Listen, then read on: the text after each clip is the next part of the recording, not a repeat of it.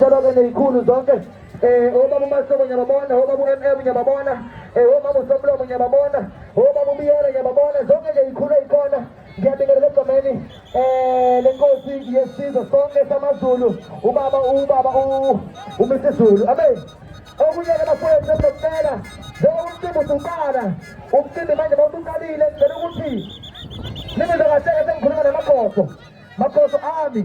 Ngiyamsabana futhi ngiyamthanda kodwa ngicela kufishane nje 15 minutes 15 minutes.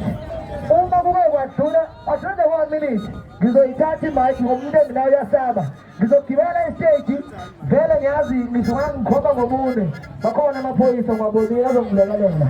Ake ngishane isho ukuthi igwaliso baba bafowethu, ngiyala ngiyihlobo elikhulu.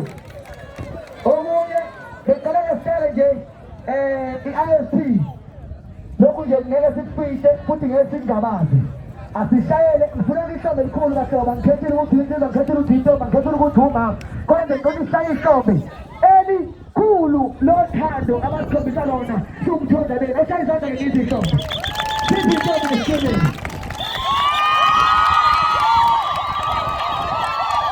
Ayele mamthoda bena yele ayele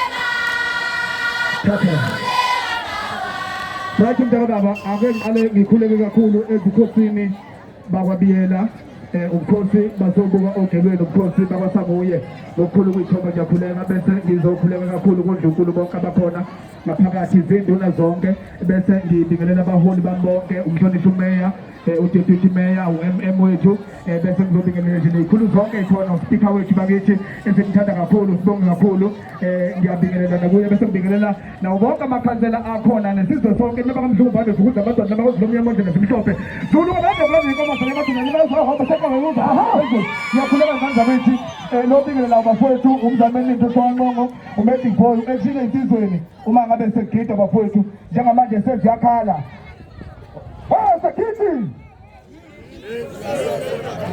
sakithi sakithi